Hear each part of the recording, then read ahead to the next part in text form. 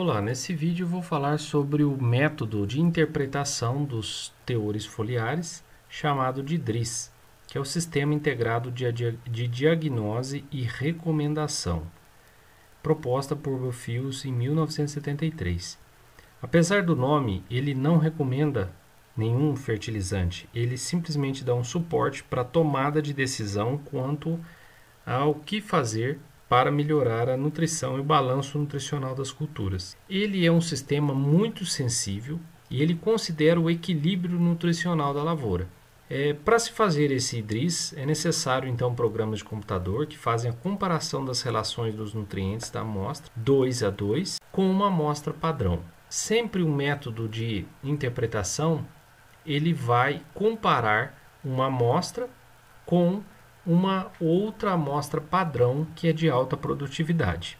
Para se fazer o DRIS, existem 3 passos. O primeiro passo é o estabelecimento das normas ou padrões. Isso daqui é feito pelas instituições de pesquisa que trabalham aí com um enorme número de amostras de lavouras de alta produtividade. O cálculo do índice DRIS é feito então por programas de computador ou planilhas de Excel, que nos vai fornecer esses índices nutricionais. E, por fim, a interpretação desses valores. Então, esse primeiro passo, que é o estabelecimento de normas ou padrões, é necessário um banco de dados muito grande, com teores foliares e a produtividade da cultura. É necessário que tenha lavouras de alta e de baixa produtividade, porque isso vai estabelecer 2 grupos distintos, e esses 2 grupos são importantes para que nós tenhamos uma distinção muito clara do que é de alta e o que é de baixa produtividade, os padrões nutricionais relativos de cada um desses grupos. Então, para isso, depois que estabeleceu isso, nós vamos fazer a média, né, das relações, fazer o coeficiente de variação e o desvio padrão. Isso daqui, então, é a nossa referência. Então, vejamos nesse exemplo aqui. São poucas amostras, é só para exemplificar. Então, na prática, a gente teria que utilizar um banco de dados com o maior número possível, 500, 1000 amostras que possuem teores e produtividade. Aqui é um experimento de aveia. Então, nós temos aqui, no caso aqui foi um experimento, né? Mas o que vai nos interessar são essas colunas, né, daqui para cá, ó, produção de grãos, nitrogênio, fósforo, potássio. O exemplo aqui vai ser de 3 nutrientes somente, para ficar mais fácil de entender. É importante aqui que nós colocamos aqui qual foi a maior produtividade e a menor produtividade obtida. Então, pode-se adotar um critério para separar as lavouras de baixa e de alta produtividade. Então, as lavouras de baixa produtividade podem ser aquelas que possuem menos de 80% da produção máxima, que seriam aquelas lavouras que realmente tivessem deficientes, né? Eu poderia estabelecer outros padrões, né? Abaixo de 90, ou então um limite de produtividade em quilos por hectare, né? Isso daqui é simplesmente um critério que pode ser utilizado. E as lavouras, obviamente, de alta produtividade seriam aquelas com mais de 80% da produtividade máxima. Como a produtividade máxima obtida foi de 2.012 quilos por hectare, então 80% daria 1.610. Então, todas as lavouras acima de 1.610 seriam de alta produtividade. E daí, então, a gente separa esses grupos. Ó. O grupo 1 é o de baixa produtividade. Repare que todas as produtividades são menores que 1.610. E aqui no grupo 2 são aqueles de alta produtividade. Coincidentemente, tiveram 7 de cada grupo, mas pode ter muito mais de um grupo do que de outro. O próximo passo, então, é estabelecer essas relações. Mas qual o número de relações que vão ser obtidas? Para saber isso, é preciso, então, fazer essa fórmula. N, que é o número de nutrientes que vai ser analisado, vezes N-1. No caso aqui, NPK, vai ser 3 vezes 3 menos 1, que é dar 2, 3 vezes 2, dá 6 relações. NP, NK, PK, PN, KN e KP. Então, repare que nós conseguimos fazer a relação 2 a 2 de todos esses 3 nutrientes. Fazendo essas relações de teores, né, o teor de nitrogênio dividido pelo teor de fósforo, nós, nessa primeira amostra aqui, deu esse valor. E assim por diante, né? Em todas as relações nós fazemos isso para o grupo de baixa e também para o grupo de alta. Depois, então, nós calcularemos a média das relações, a variância e o coeficiente de variação. Então, nesse grupo 1, eu peguei lá todas as relações NP, fiz uma média dessas relações NP do grupo 1. Então, as relações do grupo 1, todas essas daqui, ó, foi feita uma média dessas 7 amostras do grupo 1, e aí essas 7 amostras aparecem aqui. Daí a gente faz também a variância e o coeficiente de variação. Esse daqui é o grupo de baixa e esse daqui é o grupo de alta. Então, isso daqui já é a norma DRIS propriamente dita. No caso, a gente pode selecionar também qual a melhor relação. Então, nós temos a relação NP e a PN. Na prática, elas são só um valor invertido do outro. Então, qual delas seria melhor para a gente fazer essa comparação? Então, um pesquisador fez esse estudo e chegou à conclusão de que as relações de variância do grupo de baixa em relação ao grupo de alta, que for maior, quer dizer que ele consegue fazer uma maior discrepância do grupo de alta para o de baixa. Então, isso para selecionar. Qual que nós vamos usar? O NP ou o PN? Então, quando eu faço as relações de variância desse grupo aqui, ó, 1,7 dividido por 1,86 vai dar aqui, 1,86 dividido por 1,7 vai dar 1,087. E na PN, esse número aqui, ó, 0,000191 dividido por esse número 0,000528 vai dar 0,31. Então essa relação de variância é menor, quer dizer que essa relação PN discrepa menos o grupo de baixa em relação ao de alta. Então eu não preciso utilizar. Ela não precisa entrar na minha norma. Então eu posso descartá-la e utilizar apenas 3 dessas 6 possíveis relações. Isso aumenta a precisão do DRIS.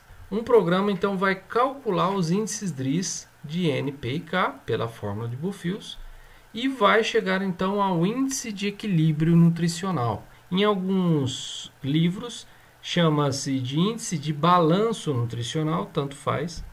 E daí então a gente pode estabelecer a ordem de limitação, qual nutriente está limitando mais. A fórmula de Bufius é essa, tá? Então ela é uma fórmula um tanto quanto complexa, né? E aqui dentro da fórmula de Bufius a gente vai colocar aquele coeficiente de variação que a gente obteve lá na amostra, né? Das normas. Então ela estabelece essas relações aí, tá?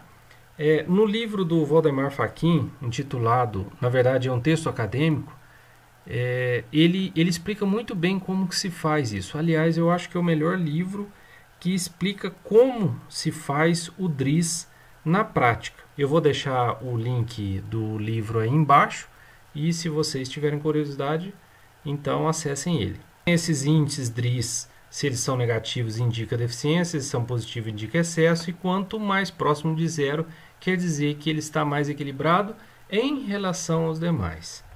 Então, aplicando esse DRIS que nós fizemos no próprio conjunto de dados, isso não é normal, obviamente você vai pegar uma lavoura que você quer comparar e, né, submeter aos padrões dessa lavoura padrão, mas aqui é só para exemplificar, para mostrar como que esse método ele consegue realmente discrepar uma lavoura com padrões nutricionais distintos. Então foi feito calculados os índices de balanço nutricional da relação NPK. Então veja só, aqui é o índice DRIS do nitrogênio, então deu 3,2, do fósforo deu 39,6, do potássio 36,4. O índice de equilíbrio nutricional ele é a somatória desses três aqui em módulo. Então nós vamos somar esses 3 índices aqui de cada um desses 3 nutrientes e vai dar aqui um valor de índice de equilíbrio nutricional. Então, repara aqui que nas amostras de baixa produtividade, os índices de equilíbrio nutricionais são altos, aqui variando de 54 até 145. E na lavoura de alta produtividade, esses índices de equilíbrio nutricionais são baixos. Então, quanto mais baixo, mais próximo de zero, melhor, né? Então, ele indica que a lavoura está mais equilibrada. Então, nesse exemplo, a gente consegue ver claramente essa situação. E a terceira parte é a interpretação, né? Que é o potencial de resposta à adubação.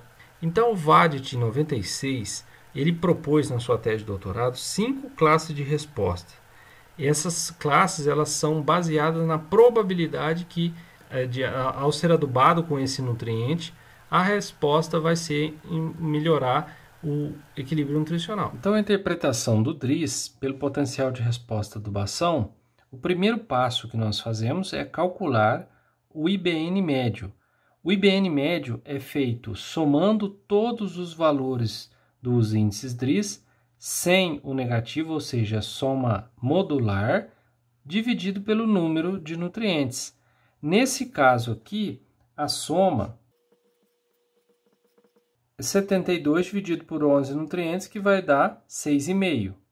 Esse 6,5 eu projeto aqui nessa régua que eu fiz. Então, daqui para cá são valores negativos. E daqui para cá, os valores são positivos do índice DRIS.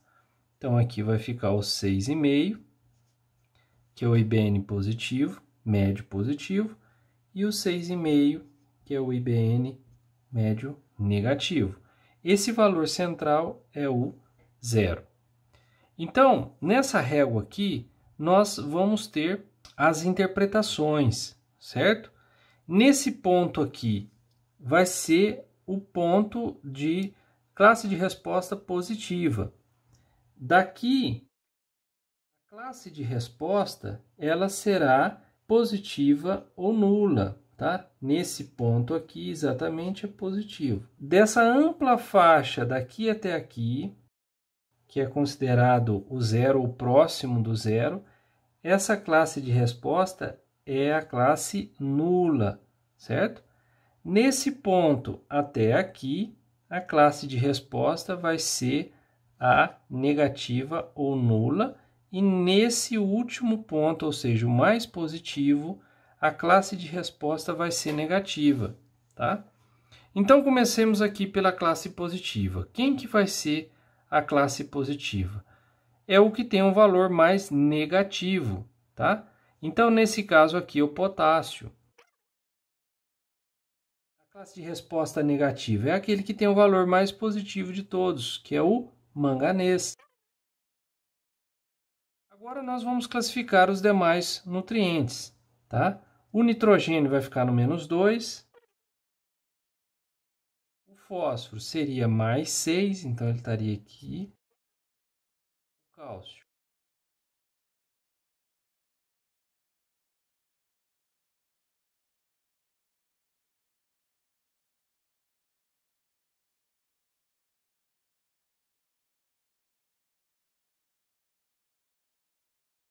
Veja, então dessa forma eu consegui colocar todos os nutrientes nessa régua. Então fica fácil da gente estabelecer quem que é as classes de cada um deles. Então daí é só completar então as classes de potencial de resposta à adubação. Veja bem, então nós temos aqui todas as classes. O que eu tenho que concentrar mais nessa parte aqui que está mais negativa, tá? Então, o primeiro alvo que nós temos aqui é o potássio. Então, eu tenho que melhorar a adubação de potássio, eu tenho que dar uma atenção a mais no potássio. Depois eu preciso ver o zinco, depois o cobre, depois o nitrogênio, depois o boro e assim por diante, tá? Então, essa turminha aqui, ó, eu não preciso adubar, principalmente do manganês, que ele está excessivo aqui, desequilibrando, certo? Então, dessa forma, o DRIS ele consegue dar um norte para a gente na tomada de decisão sobre adubação. Ele não exclui análise de solo, não exclui os critérios técnicos do recomendante, tá? Mas ele dá um suporte muito bom na tomada de decisão para aumentar o equilíbrio nutricional. É isso e até o próximo vídeo.